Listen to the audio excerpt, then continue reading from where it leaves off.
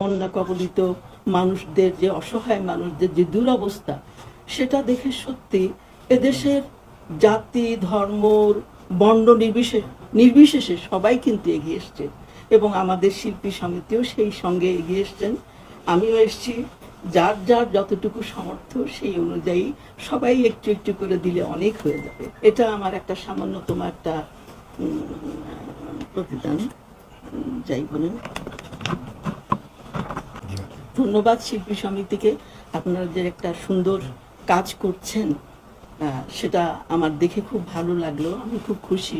প্রথমে মনে হচ্ছিল যে একেবারে শ্মশানের মতন, মানে কোনো লোক নাই জন নাই, কেমন যেন লাগছিল, হাহাকার, বুকের মধ্যে একটা যন্ত্রণা অনুভব করছিলাম। কিন্তু এখন আপনাদের সবাইকে পেয়ে দেখে আমার খুব ভালো লাগছে।